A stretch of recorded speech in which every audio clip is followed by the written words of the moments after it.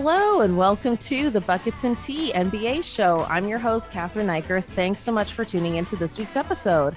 Our music is brought to you by Tanika Charles, courtesy of Record Kicks.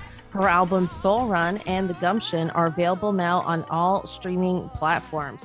Joining me this week is a friend to the show. You know them, you love them. It's Kris Myers. How you doing? Hey everybody. We're on YouTube now. This is amazing. Everyone can see what I look like. Yes, that's true. We're on YouTube now. We're with Raptors Republic now. It's a whole thing. I might wear makeup one day. Who knows? Yeah, I might wear makeup too. I realized this was going to be like a YouTube thing like 5 minutes ago, and I didn't have time to put on any makeup. So you know what? That's all on me. I did not tell Kris that we were officially on YouTube. Oh, it's good. It's good. I don't mind putting my face out there on the internet. It's all good. Yeah, I don't either. It's just, this is the life. We're at home. We're recording via Zoom or whatever. It's a whole thing. It's a whole thing. I'm on break from my work from home job. There you go. This is just life now. This is just life. And it has been for a while. I mean, speaking of which, obviously our first topic this week, as we talk about NBA and then Raptor stuff, is just how much COVID has ravaged the league. I mean, and the world, it's obviously, bigger than basketball. But I was talking a little bit about it on last week's episode, being like, yeah, like maybe the league should do a little more, blah, blah, blah. And then it just caught on so fast. I think we're all feeling it. We're all feeling just how fast this new variant is raging on. And Adam Silver last night released a statement saying we are not postponing the season. We are not planning on canceling games. We're just going to keep going on like this. And he said, quote unquote, that COVID is something we have to learn to live with. So Kris, what are your first thoughts on that? I understand why the league is going forward with this plan, I suppose, or lack thereof. I don't really think they have much of a plan aside from what they had already planned. Mm-hmm. But it's just it all comes down to money, and it's sad because there are other sports leagues that are postponing and are making big moves. Like the NHL said they're not sending players to Beijing because of COVID, and players are allowed to, they're going to just continue on with the season as normal, and not because they're losing money, but it's like, oh no, it's not safe for all of our players to leave whatever protocols they're in and go to somewhere else and go through the big travel process of having to be somewhere else. And I think that the NBA, it's ironic because it was the NBA that was the first sports league to shut down when COVID happened first in March 2020, and they came up with the bubble and they did all this stuff to keep the players safe, and then now it's a big 180 where it's like, no, we're just gonna live with COVID and push forward. And I'm just like, I know the majority of the players are vaccinated, but I just can't help but think that something might happen when they catch COVID. And all of these players, there's literally hundreds of players in protocol right now. And, even though these are young, healthy players, Jason Tatum still struggles with long COVID and has to use his puffer still. It's not like there's no risk involved, because we don't know how our immune systems can react to basically a new virus that the human race was introduced to 2 years ago. Hasn't got quite to the flu level or anything like that, and the flu can still kill you. Yeah, I just feel how I've always felt, and then I just feel like the league just doesn't really value the health and safety of the players above their bottom line. And that's true of most industries, but in this case, it's not the exception, it's the rule. Yeah, there's a few things there that you touched on that I want to comment on, that I agree with. I do think in a weird way it is more jarring because we had the bubble. And I'm not saying we should go back to the bubble necessarily, because players have talked about, the mental health toll that the bubble took on people and that sort of thing. But it's like, yeah, like this league was priding its sorry, excuse me. This league was priding itself on all of its, responsibilities, its moral high ground, let's say. And then suddenly they're like, actually, we just can't anymore. And I remember like last year, Kris, maybe I was saying it on an episode that you were on, but there were things that happened in the bubble that they could have kept going that they didn't, that I found was kind of confusing. Like it could still say Black Lives Matter on the court. Yeah. You know what I mean? Like stuff like that I just felt like was completely gone. And that's something that I've been confused about. And you're right. It has become all about this bottom line, what's good for business. And I think, they're probably looking at leagues like the NFL that makes more money and they care significantly less. And they're just like, well, what the hell? Like, I think the bubble was created because they thought it would be bad for business to come back any other way. And I only feel that way in hindsight. Like I remember at the time thinking I was really proud that the bubble existed and everything that they were trying to do while they were there and the messages they were trying to convey and all of that. But now looking back at it, it really does feel like they just didn't know how to come back and be profitable without it. Yeah, I think it's sort of endemic to a lot of what happened post, at least in an American context, the stuff that happened post the November election and with Trump getting voted out. Ever since Trump's been voted out and Biden has gone into office, all of that messaging, all of that progressiveness is suddenly like, it's just like it's basically back to business as usual for people. And I hate to be a cynic, but I think industry decided, okay, Trump's out of office now. America's back to normal. America's going to be fine again. And they just stopped doing it because, people just unfortunately just aren't as invested in their country anymore. People are just burned out. People, either people are completely disenfranchised with the system or people are, under the delusion that everything is okay now that Biden is in office. None of those things are true.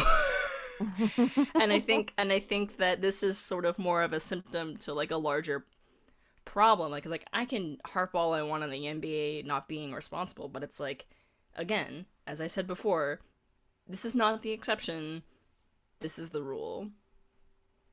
Yeah, I think the NBA or sports in general is kind of an interesting lens in which to view these problems because they're such mass scale problems that looking at it through the lens of the NBA almost makes it easier to comprehend, if that makes sense, because it isn't quite as big.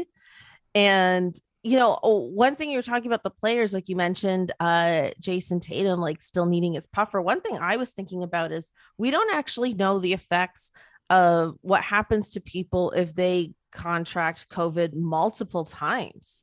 That's right. Right. Like that's another thing that I mean, all athletes are people who are stuck traveling frequently for their profession. It's like, yeah, like you are likely to get COVID multiple times, and we don't know the effects on that either. So, I mean, just on like a human level, it's really weird, but I can't sit here and completely disagree with Adam Silver in that this is something we have to learn to live with to a point. Yep. Because like even in other industries, it's like you can't necessarily afford to keep shutting down, blah, blah, blah. I'm not claiming to be an expert on this by any stretch, but I mean, yeah, like at a certain point, it is like, okay, we do have to move on with as best practices as we can, but it's just super unfortunate. And we're seeing suddenly, like, I think Toronto is the first city or the first team to say, okay, we're half capacity with our crowds now, but Canada tends to be more forward thinking in terms of like preventative measures. So I'm not surprised that Toronto is the first team to say that. I mean, I think we're going to just see a lot of more postponements, um a lot more weird lineups. Like there's a lot of veterans, a lot of G League players getting 10-day contracts, and I think we're just going to see a lot of weird looking lineups on teams for maybe the remainder of the season. It's hard to tell, at least for the next few months. And yeah, I think it's going to be really weird. I mean, one thing I will say is that because I'm a diehard fan, and I'm invested, it's like I'm following, I'm paying attention to like what's happening to who, blah, blah, blah. But I do feel like if I was a casual fan, I would be like, I can't be bothered this year. Yeah. And I think I don't even think you have to be a casual fan to feel kind of Sure. burned out and be like, not as invested in the season. Like I belong to several Raptors group chats, and a lot of the people are just like, I don't know if I can't really engage with the season anymore. I can't engage with the NBA in general anymore. It's hard because everything's changing.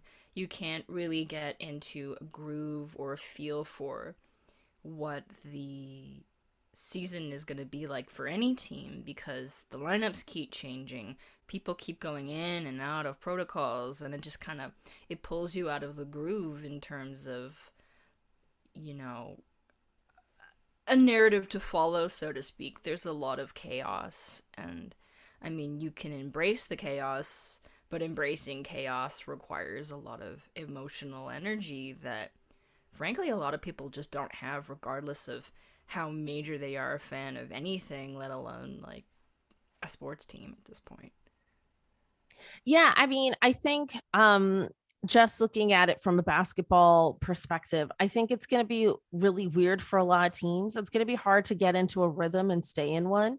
I mean, even just looking at the Raptors, and we'll get more into the Raptors later in the episode, but it's like they've had a healthy lineup for like maybe a total of 2 weeks this whole season, like, or maybe even less. It's not a lot of games, and it's not going to be a lot of games. And I think almost every team is going to be like that to a point because you still have basketball injuries and then you have the health and safety protocol stuff. So then it's like between the two, it's going to be so hard for teams to get into a rhythm. I do think it will affect the playoffs. I do think it'll affect playoff rankings, and in a way that's more significant than in previous years, just injuries alone.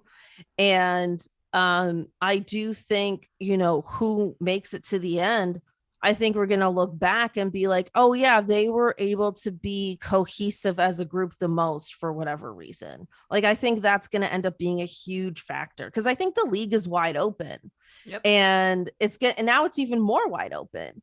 And it's just like, it will be interesting to see how this affects the playoff breakdown. And maybe we'll see another Phoenix versus Bucks type nobody saw it coming kind of scenario all over again. Mm-hmm.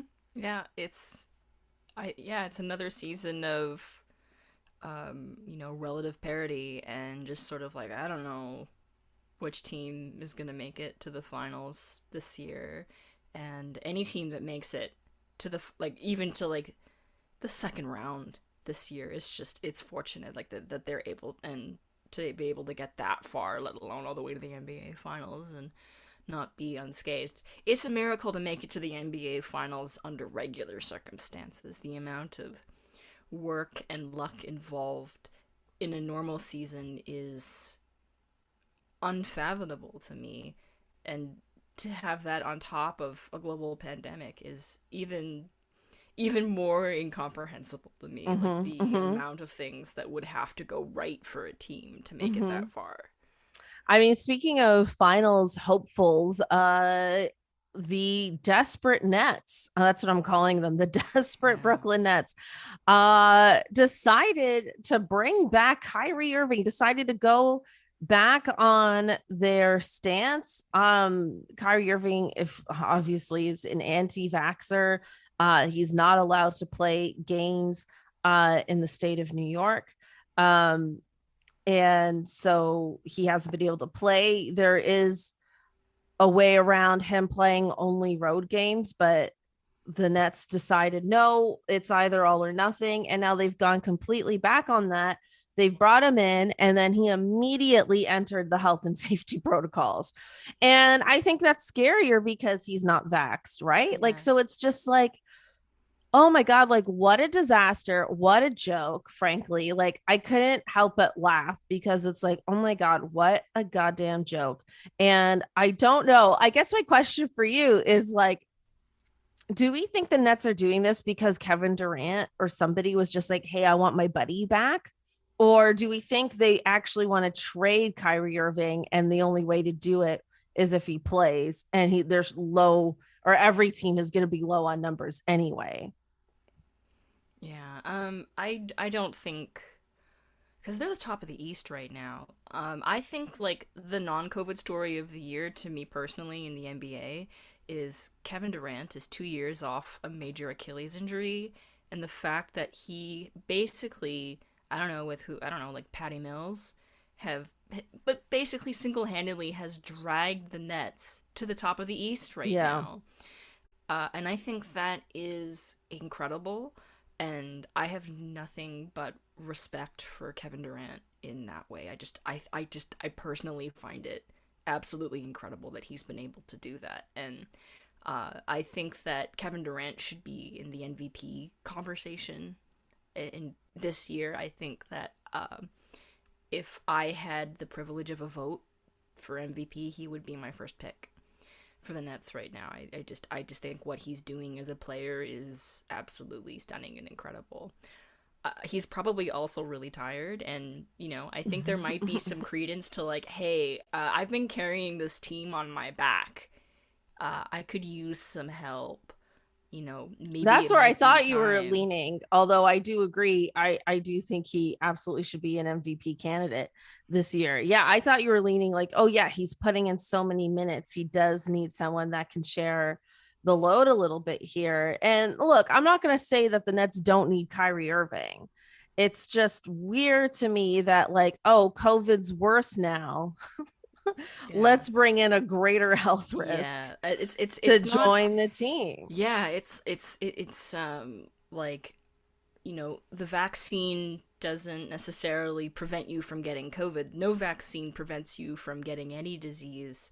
The Mhm. effectiveness of any vaccine is to mitigate the disease's effect on you and to stop it from spreading as much as possible. So once it gets to your body, it drastically weakens and becomes, like something you wouldn't feel, like something you wouldn't have any symptoms of or anything like that. And that's true of like all viruses and a lot of diseases as well. You can have cancer and be completely almost entirely asymptomatic. That's what happened to me personally, right? Mhm. um and same with, and using an NBA example, that's what happened to Karis LeVert. He got traded Mhm. to Indiana. They did a big body scan on him to make sure he wasn't injured, and they found early stages of kidney cancer, and he was out for several weeks because he had to get surgery and have that stuff removed, and now he's back. Viruses kind of work the same way. They can get into your body and you don't know they're there. You don't feel them because you're vaccinated. Like you could have polio right now and not know it because you're vaccinated with polio.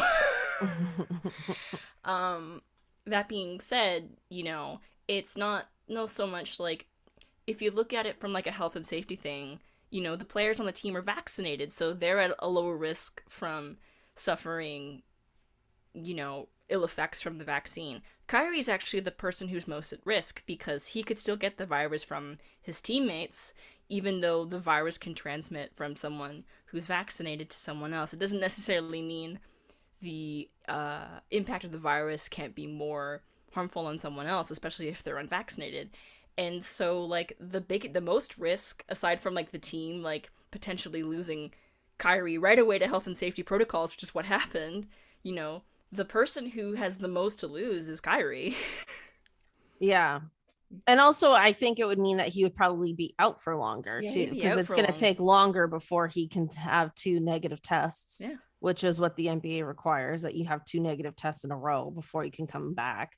And then he's only playing road games, and he's reportedly skinny or skinnier than he was before, reportedly, allegedly. I'm not like, entirely sure on that, but I do think it might take a bit for him to get into game shape. And then again, like if he's only playing road games, you know, it's gonna be harder for him to get into a rhythm. Now, Kyrie is a great player, so maybe he'll just find his groove right away, best case scenario for the Nets, but I don't know. Like it's not easy to do. As we've seen in James Harden, it gets harder and harder as you get older. I mean, we can say that in a lot of players, but I'm being a little shady here. Like, we can see in James Harden, it gets harder and harder to just play your way into game shape again. Mm-hmm. And so, yeah, I mean, the Nets are going to be interesting to watch for a lot of reasons.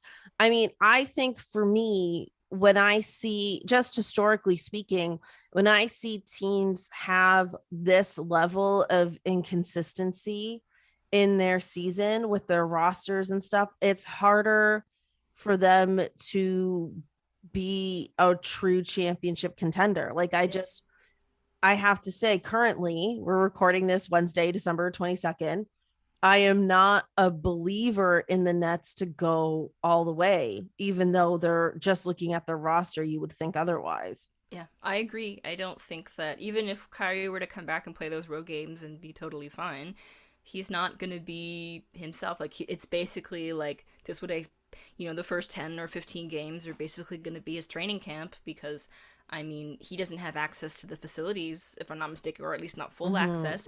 He's not building chemistry with the team. He's not building a rapport with the team because there's new players on that lineup and they have different roles now. It's a different team even from last season, even though you have the big three on the roster still, but Harden's still out with injuries and it's just it's not gonna be his best basketball. It's probably going to be some of the worst basketball you've seen from Kyrie Irving because, yeah, he's getting older. He's pushing 30 if he's not 30 already. And it's not the same going back in It's under crazy these how conditions. much that team needs Patty Mills. Yeah, I love Patty Mills. Yeah, I do too. But He's Patty like, Mills was like an extra, like how they got Blake Griffin, you know what I mean? And now Patty yeah. Mills is like, in a lot of games, they're number two. Yeah, Patty Mills, like, I think because Patty Mills has been on the Spurs for so long, and is basically like a role player. I'm also a Spurs fan, so I follow that team. And Patty, like, aside from like DeMar going into that team in the Kawhi trade, Mm-hmm. Patty's always been a player that I've really, really liked, and I think is like basically one of the best sixth men in the NBA period right now, like regardless of team. I think he's an incredible player, and I've always appreciated him. He was really good to me in fantasy last year too. Like I drafted him on purpose. I'm like, give me Patty Mills, he's amazing. And to see him flourishing on the Nets, as their number two right now is like good for Patty. I'm really happy for Patty Mills. He deserves it. He deserves his flowers. It's not, and going back to like Kyle Lowry going to the Heat. Wow, suddenly they moved to a big franchise, and they're finally getting their flowers from the I NBA media at know. large. I mean, as biased Raptors fans, it kind of pains me that Laurie did have to leave Toronto to get that kind of praise from American media. Yeah. Although I'm happy that he finally has it at least, but it's like it shouldn't have taken that. And, that is the frustrating crux of being a Toronto Raptors fan. Always, always, always. Kris, I want to ask you, with everything that we've been talking about, who is your sneaky team to make it either deep into the playoffs or all the way to the finals? Somebody that you might not have thought would be there 2 months ago when the season started. You know what? I think this might be the Jazz's season finally. Finally. Really? Yeah, finally, cuz they've been resilient. They've been extremely resilient. They haven't been beset with injuries yet this year. COVID hasn't got to them yet, thank God. And Mhm. Rudy Gobert's been really consistent. Mitchell's been there. The role players like Connolly and Bogdanovich have all been pretty consistent. Even someone like Ingles has been, contributing to the team. They're well coached. They have good chemistry, cohesion, and stuff. I think the Jazz might finally break through this year. I love that pick. I mean, I was a big Jazz believer last season, so now I'm just like, fuck that team. You I know what I mean? know. Like I I've been know. so annoyed with them because I was rooting for them so hard last year, but I do think, again, as biased Raptors fans, we realize that sometimes you do need to go through a bit of adversity to learn how to get better. And so maybe that was their adversity year. I mean, same with the Bucks. Like the Bucks had to deal with some playoff adversity before they made it to the top.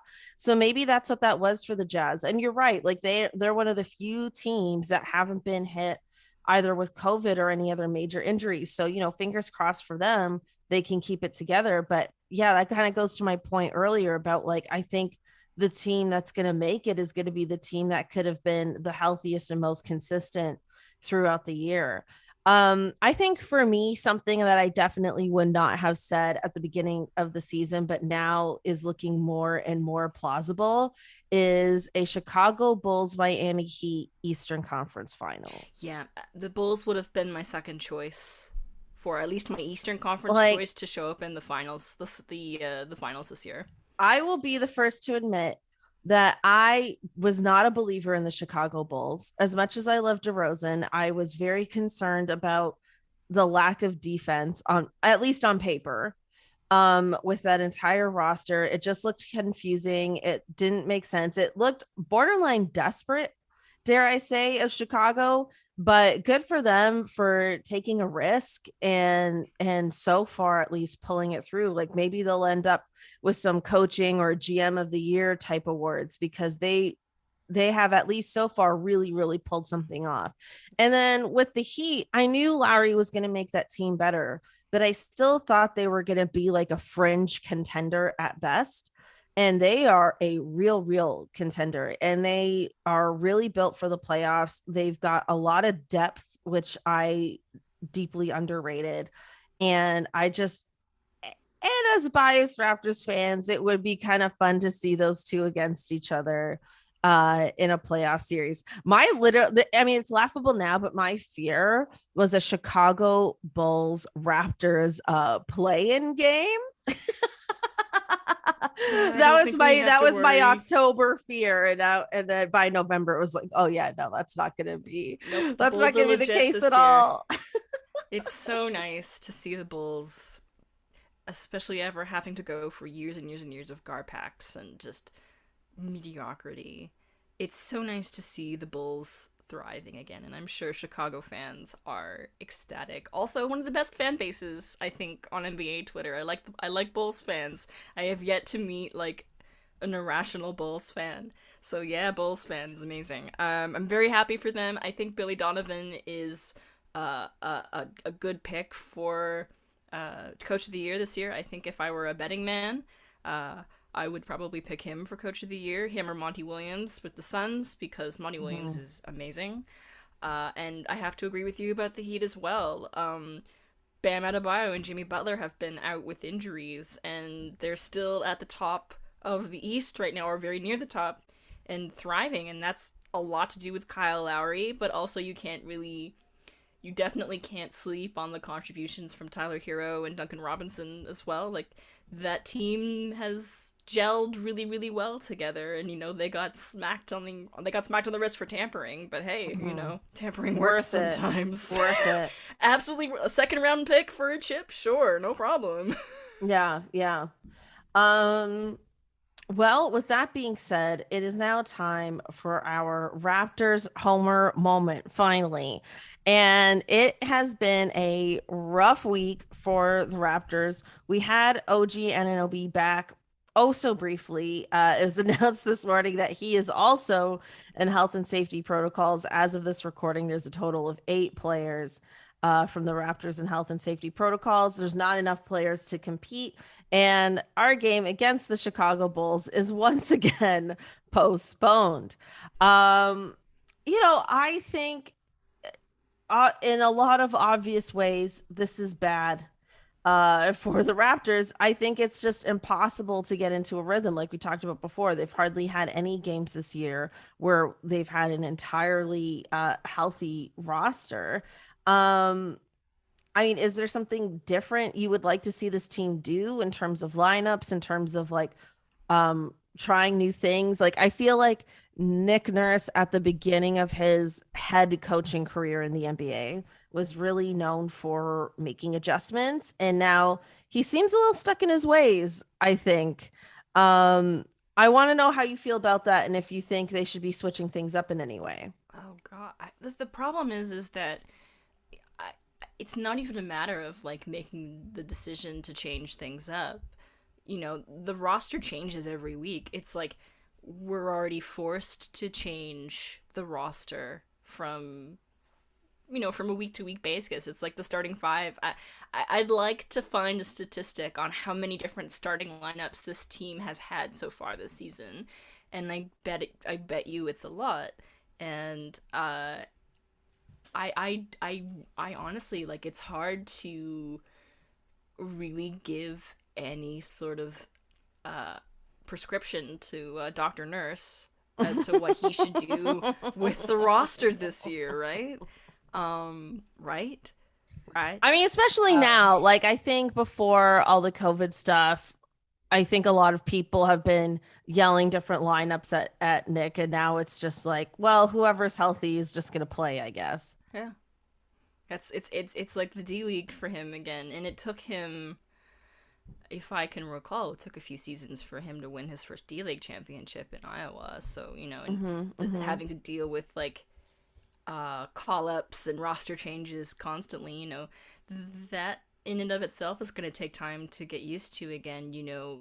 In terms of roster consistency, the NBA is actually pretty consistent because a lot of money goes into these players, and when you're spending, millions and millions of dollars on a roster, you want to be guaranteed a certain level of security and consistency in the roster you have. And when you're a coach, you kind of get into a rhythm in terms of like, who you're putting out on the floor at any given night, right? And I don't think that's necessarily an indictment on Nick Nurse as a coach, or any coach rather, to like, fall into the rhythms of being an NBA head coach. It's like literally like no other coaching job in sports. Just like being, an MLB manager is like no other coaching job in sports.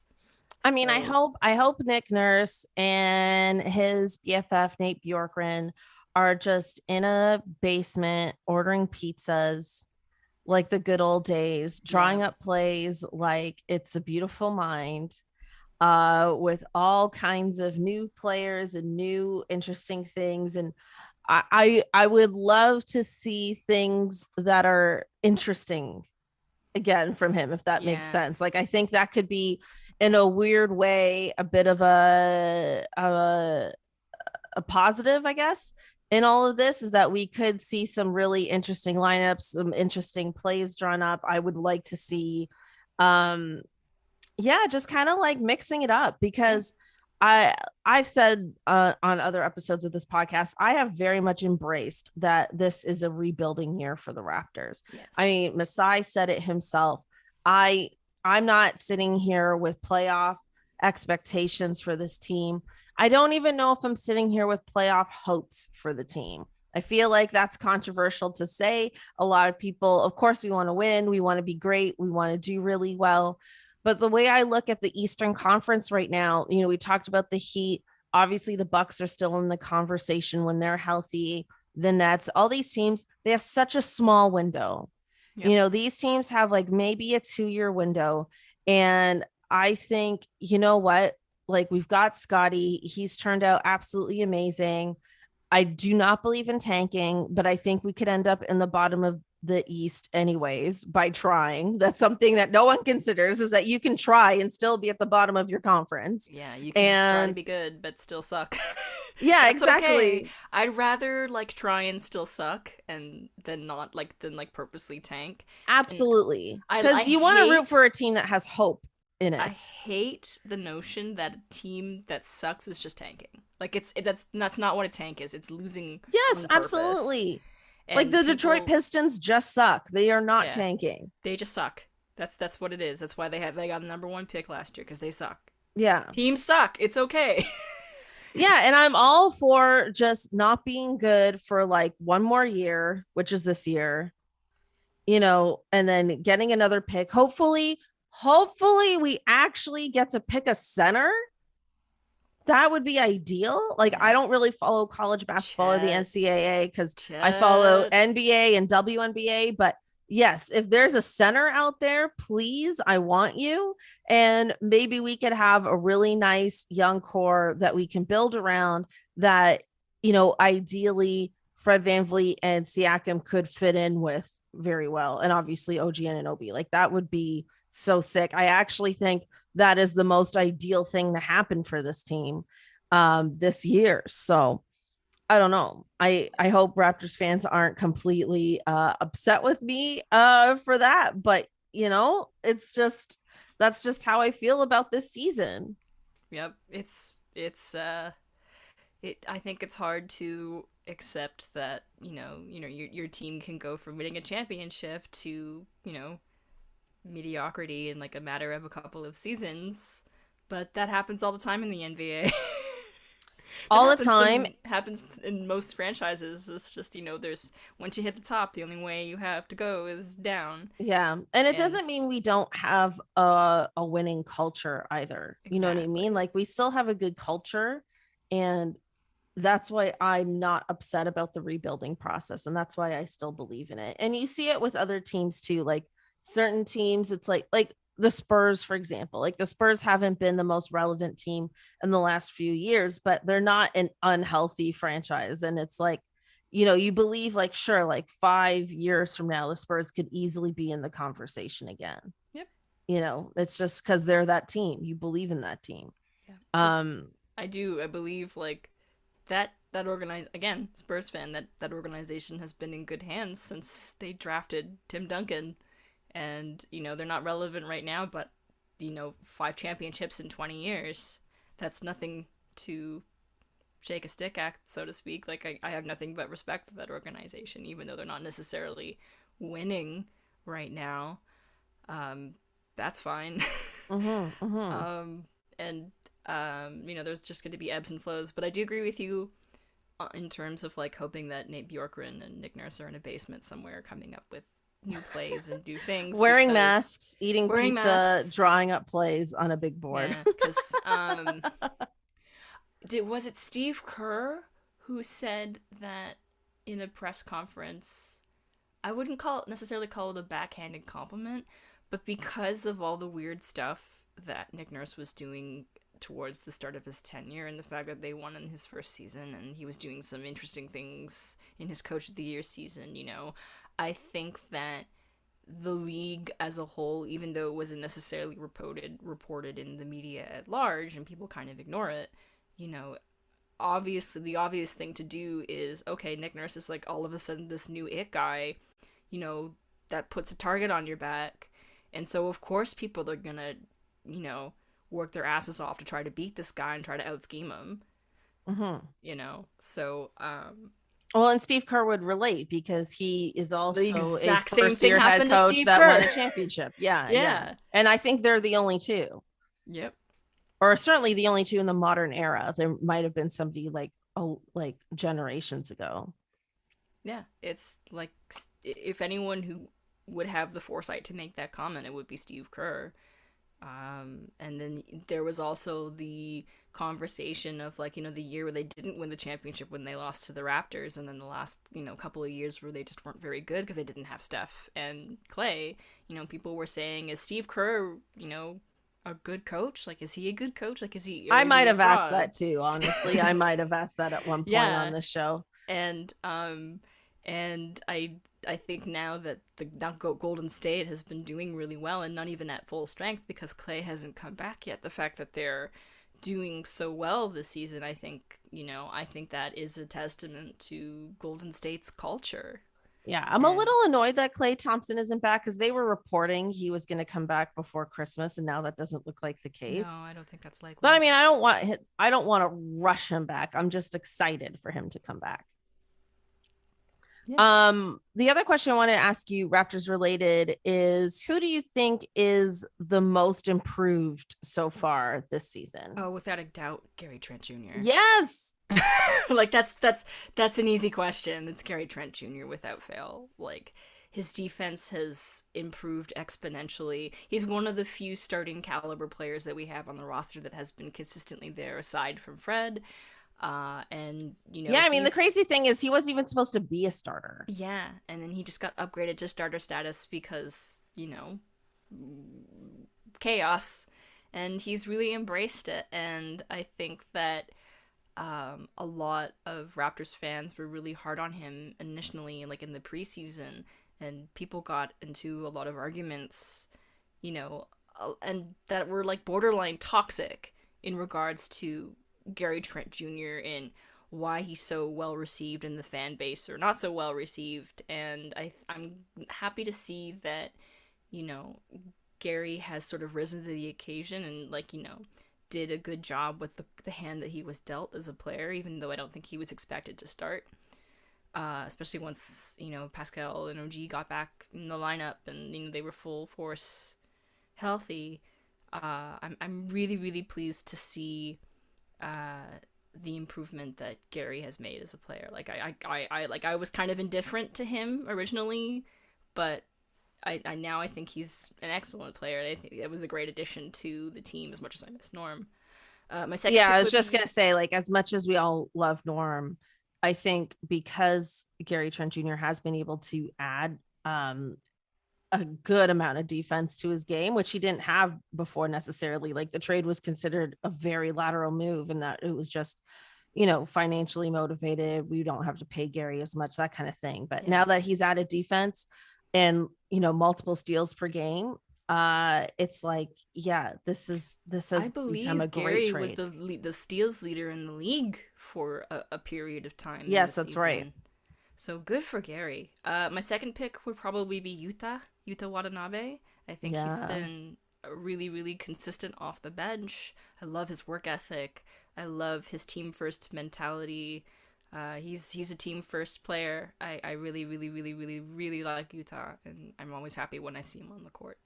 Yeah, like I think, because he's only been back for so many games, we'll need to see more from Utah, but I'm definitely looking forward to seeing more from him. I mean, he's an instant fan favorite too, right? Like he's just one of those guys. He's just kind of very fun, very lovable, just like, yeah, he just seems like a cool guy even off the court. Yeah, he seems like a really stand up player and like a really good teammate, like an excellent. He's an exemplary sixth man. Mm-hmm, mm-hmm. With that, we're at the segment that I've always called a hot girl summer, Nick Nurse highlight of the week. But Kris, it's been a weird week. It's been a weird COVID week. Nick doesn't have it as far as I know. The coaches are now doing individual workouts with players instead of group practices. I don't have a hot girl summer highlight for Nick this week because we've just been COVID crazy. Yeah. But with that being said, Kris, do you have a favorite Nick Nurse moment? And I know you have several that you would like to share. Oh, is this like our year-end top 10 Nick Nurse hot girl Oh, well, summer segment? we could spontaneously do that. Although you don't need Yeah, 10 moments, maybe five maybe or 5. three. Oh 10, I feel wow, like is a lot to just throw on you right now. that's that's a that is a that was a that's a hard one. Actually, like that recent video he did when he went to that Memphis record store. Yes, I thought that yes. was pretty. I thought that was pretty insightful. Cause like, oh, I've always wanted to interview him about that. Like, if I had got a chance to actually interview him, like in a more meaningful way, like in front of a camera or a YouTube or podcast, Yeah, maybe the key those. is to be like, I want to interview you not about basketball. Yeah, And then he's like, oh, I'm there. yeah. It's just sort of like, oh, I want to talk to you about records because like I'm also a record collector. I can because we're like on YouTube. Like, look, I can just pull out a random record. We believe that you Yeah. are a record collector. There we go. Nobody's sitting at home thinking There we go. Kris There's a is record. not a record collector. So there's a Sister Sledge. We Are Family. There you go. 1979. Very There you go. nice. Just a random record I just pulled off my shelf. I'm also a record collector, but they're too far away from my desk for me to spontaneously Yeah, I have. pull them You out. can't see it, but there's about like 200 records underneath where I'm sitting right now. But anyway, he talked about Prince records, and I'm a Prince fan, and he talked about like some Prince records he owned. I'm like, oh, I have that one too. Weird. So yeah. that was, And it was when he was in Memphis. So it when he was was like in a local Memphis. Memphis reporter that got to do that segment with him, which makes it extra weird, but extra special at the same time. Cause it's like apparently his favorite record store like ever in the world. Yeah, or at least his favorite road record store, and I think that's not a bad choice. I think if he frequented Nashville a little bit more, he would probably have picked something like Grime's. Yeah, I'm getting inside baseball for record collectors. Yes, you Grime's are. records. But I thought that was a really good segment. It was, and I guess that's kind of recency bias for me. I think the pinky ring, Fred VanVleet talking about the pinky ring, like this, he just all of a sudden started mysteriously wearing this pinky ring, and our theory is that because he finished his doctorate, he has the doctor pinky ring. Yeah, that is our theory. Yeah, and I think that's a good one. And when he started wearing his glasses again on the court, I'm like, oh man, I miss those glasses. Those are great. Otherwise, I haven't really thought about any specific hot girl summer moments. I mean, here's the thing. It's like when I started this segment or when I started this podcast, it was like February 2020. So, which is like a terrible time to start an NBA podcast. But there were so many more moments. Like he always had these like really interesting suits that he was wearing, or he was just more like, I mean, so was everybody, just kind of more in the media. He had like launched his foundation and they had this big like foundation night. Like there was always something more fun and interesting in the news about him. And then COVID hits and then it's like, okay, not a lot going on. Then the bubble happens. They all stop wearing suits. They're all wearing these ugly polos now. And then it's been a hard segment to keep up, but I am determined. There were a few weeks there after the Raptors didn't make it to the playoffs where I had to turn this into a quote of the week segment. That's not as fun. Yeah. It's not as fun. I don't know. Nick's got to do more. He's got to do more. He hasn't been in the press as much, so it hasn't been as easy to feed into the bit. yeah. But I love it. Yeah, that's it really. It's the end of the year. No, that is the top 3. I mean, we will have another episode next week, but my calendar that you made me last year, the Nick Nurse calendar, is about to run out. Yes. So R.I.P. Nick Nurse screaming at refs and happy calendars. Yes. Okay. Well, I'll let's tell the listeners what this is. So I made for Kris, because we're both big Nick Nurse fans, a 2021 Nick Nurse happy and angry at refs calendar. And so what it is that every month there's a photo of him smiling and then a photo of him yelling, presumably at a ref. Yeah. And it's a very fun, entertaining calendar that I just made myself online. Like there's all those different like companies that you could just put in your photos and make a calendar. There's just not enough material to do another one this year. Yeah, he hasn't been as generating as much hilarious content as he normally does. Yeah, and but I have another moment when someone who wasn't us actually decided to do math and calculate like how many times he started squatting during games.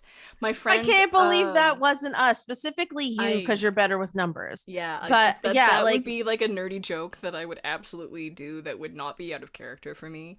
But I'm not even the first person that I knew that did that. My friend Jugad, who I went to the Bulls game earlier this year, she was the one who started counting the squats on the sidelines at the start of the season and started tweeting about them. So shout out Jugad.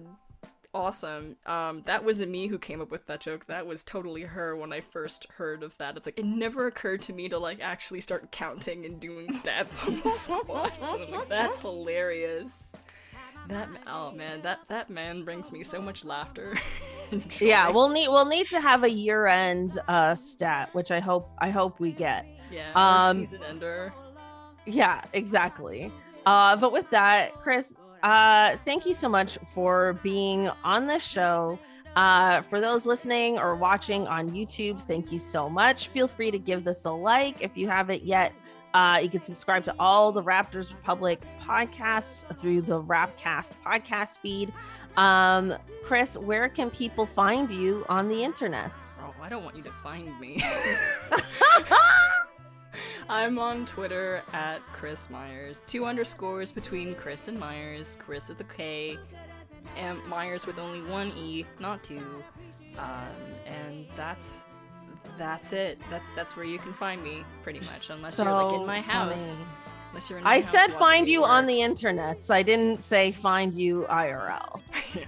Please don't find me IRL. I'm hiding, and I have a terrible cold, so I don't want to make you sick.